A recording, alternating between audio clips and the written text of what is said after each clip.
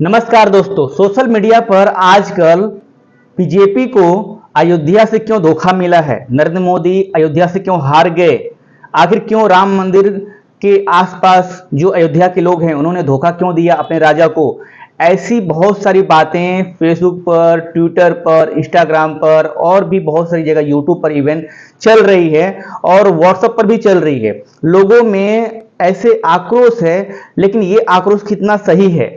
क्या सच में अयोध्या के लोगों ने नरेंद्र मोदी को धोखा दिया है? क्या वाकई में वहां की जनता ने राजा को धोखा दिया है? इसके बारे में हम यहाँ पर थोड़ा सा विश्लेषण करने वाले हैं। और मैं आप लोग को बता दूं सबसे पहली बात कि अयोध्या में जो आप लोग बोल रहे थे कि नरेंद्र मोदी अयोध्या से हार गए हैं, ऐसी बात नहीं है। नरेंद्र मोदी जो है वाराणसी से लड़ रहे थे और वहां से वाराणसी से नरेंद्र मोदी 1,62,513 वोटों से जीत गए हैं, बहुत ही अच्छे तरीके से। लेकिन आज बात कर लेते हैं कि आखिर अयोध्या से बीजेपी को हारने का कारण क्या है, आखिर क्यों अयोध्या के लल्लू सिंह हार गए।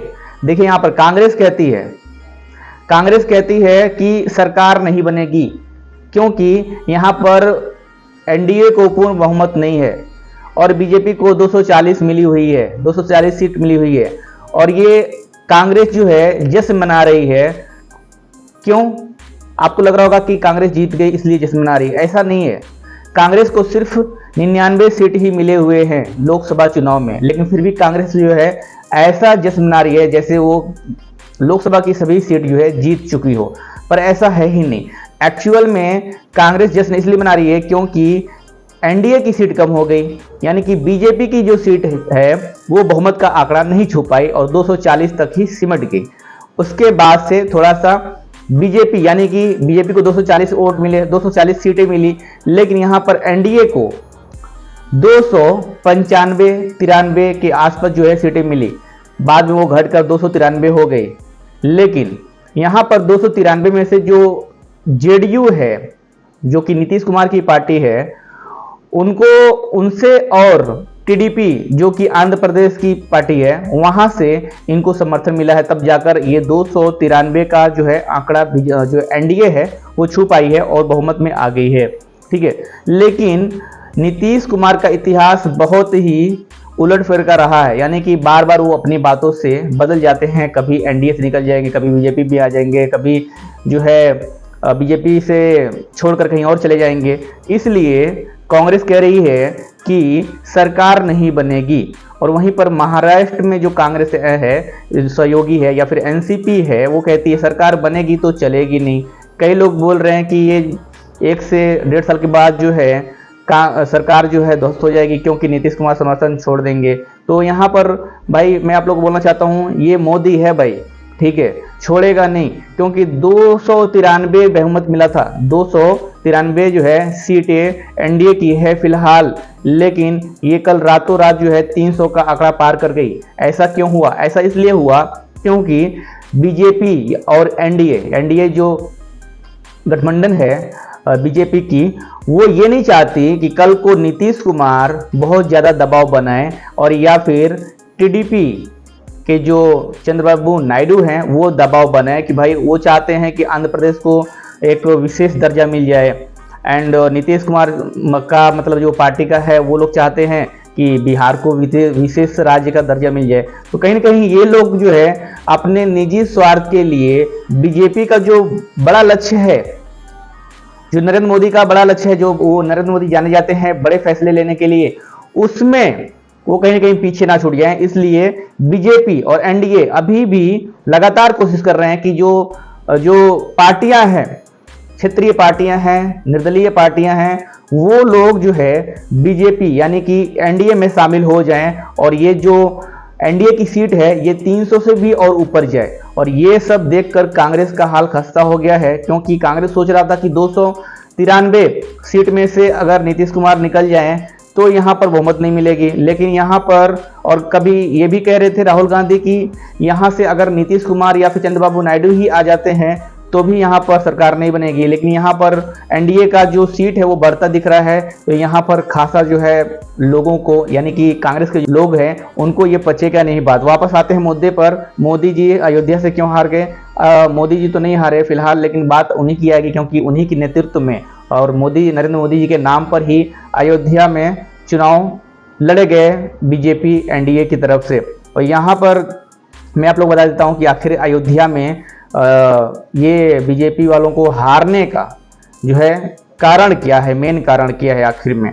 देखिए, अंदर के कारण बहुत कुछ हो सकते हैं, लेकिन ये जो कारण है बाहर के, जो कि लोगों ने ये डिसाइड किया है और लोग जो है बात करते हैं उस कारण के बारे में, उसके ऊपर बात करते हैं। तो लोकल मुद्दे जो है वो यहाँ पर बहुत नड़े हैं, क्योंकि बीजेपी सिर्फ राम मंदिर के निर्माण और यहाँ पर जो नया घाट के आसपास भी जो रोड चौड़ा हुआ है वहाँ पर भूमि अधिग्रहण हुआ है। भूमि अधिग्रहण हुआ है तो लोगों में खासा नाराजगी थी, ठीक है, क्यों उनको अभी तक मुआवजा नहीं मिला, वो कारण हो सकता है। दूसरा, अयोध्या जो है जहाँ पर राम मंदिर बना हुआ है, अयोध्या एक हिस्सा है फैजाबाद संसदीय क्षेत्र का, ठीक है, यानी कि अयोध्या पूरा संसदीय क्षेत्र नहीं है, अयोध्या एक छोटा सा हिस्सा है फैजाबाद जिले का।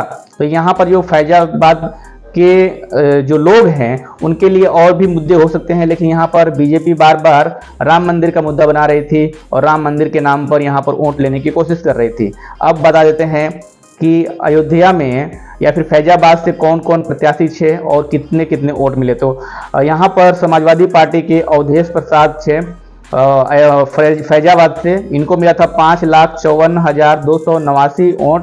और यहाँ पर बीजेपी के भारतीय जनता पार्टी से लल्लू सिंह बीजेपी के थे, इनको मिला था 4,99,722 वोट। और वहीं पर जो है सच्चिदानंद पांडे थे बहुजन समाजवादी पार्टी से, उनको मिला था 46,407 वोट। तो यहाँ पर देख सकते हैं कि लल्लू सिंह का जो है 4,99,722 वोट मिले हैं, और जो समाजवादी पार्टी के अवधेश प्रसाद हैं उनको 5,54,289 वोट मिले हैं। तो कहीं ना कहीं जो आंकड़ा जो है वो कुछ 52-53 हजार वोट से जो है समाजवादी पार्टी के अवधेश प्रसाद जो है यहाँ पर जीत गए हैं, ठीक है। तो यहाँ पर जो अयोध्या की जो जनता है वो यहाँ पर ऐसा नहीं है कि नरेंद्र मोदी को धोखा दी है या फिर बीजेपी वालों को खिलाफ वोट किया है, लेकिन जैसे मान लीजिए जो मुसलमान वोट है, यहाँ पर देखिए जो फैजाबाद जिले के जो मुस्लिम वोट है वो यहाँ पर समाजवादी पार्टी के पास गए हैं, और इसके लिए जो क्रेडिट जाता है वो जाता है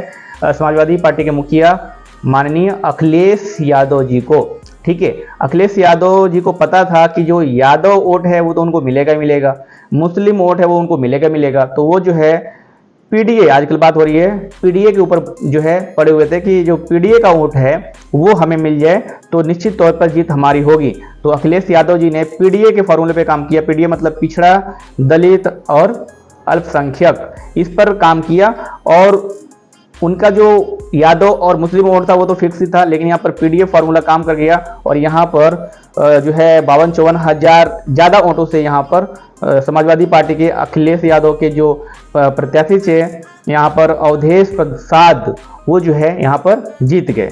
तो ज़्यादा आंकड़ा यहाँ पर कम नहीं है, क्योंकि ऐसा आप लोग नहीं कह सकते कि अयोध्या के लोगों ने नरेंद्र मोदी जी को धोखा दिया है, क्योंकि अगर ऐसा होता तो यहाँ पर मामला एक तरफा होता। लेकिन यहाँ पर देख सकते हैं कि जो बीजेपी के प्रत्याशी थे लल्लू सिंह, उनको 4,99,722 वोट मिले हैं, करीब करीब मतलब 5 लाख के करीब ही है मान लेते हैं यहाँ पर। और जो समाजवादी पार्टी के जो प्रत्याशी थे यहाँ पर अवधेश प्रसाद, उनको मिला है 5,54,289 वोट। तो 5 लाख को छोड़ दिया जाए तो यहाँ पर 54,289 लोग फैक्टर बने हैं यहाँ पर बीजेपी की अयोध्या हारने के कारण बने हैं। यहाँ पर एक तरह से फैजाबाद जिले का जो चुनाव था वो बीजेपी इसलिए हार गई है क्योंकि यहाँ पर मामला अंतर थोड़ा सा कम है। और ये अंतर कहाँ से आएगा होगा आप लोग समझ सकते हैं, ये अंतर वहीं से आया होगा जो लोग राम मंदिर से नाराज थे, राम मंदिर या फिर वहाँ पर जो लोकल मुद्दे थे जैसे कि भूमि अधिग्रहण हुआ राम मंदिर के विकास के लिए, ताकि वहाँ पर टूरिस्ट आए और वो जो है राम मंदिर का बहुत बड़ा एक तरह से प्रोजेक्ट था। तो वहाँ पर जो रास्ते चौड़े हुए वहाँ पर जो रोड चौड़ा करने में जो आजू बाजू के जो मकान थे, जो पहले से लोग अयोध्या में रहते थे, उनको अभी तक मुआवजा नहीं मिला और उसकी वजह से वही लोग जो है फैक्टर बने हैं। क्योंकि यहाँ पर जो अंतर है 52,000 ही अंतर है यहाँ पर, जो कि बीजेपी के प्रत्याशी हार गए हैं, तो वही अंतर है, वही चीज़ जो है यहाँ पर कारण बनी और यहाँ से नरेंद्र मोदी की पार्टी बीजेपी को यहाँ से हार मिली और यही जो है फैक्टर थे जिससे जो है बीजेपी हार गई। फिलहाल दोस्तों इस वीडियो में इतना ही। मैं राम के प्रजापति, मिलता हूँ किसी नेक्स्ट वीडियो में। तब तक के लिए हमारे चैनल को सब्सक्राइब कर लीजिए और नीचे कमेंट करके आप हमें बताइएगा कि आपकी राय में अयोध्या से बीजेपी को हार मिलने का वास्तविक कारण क्या है।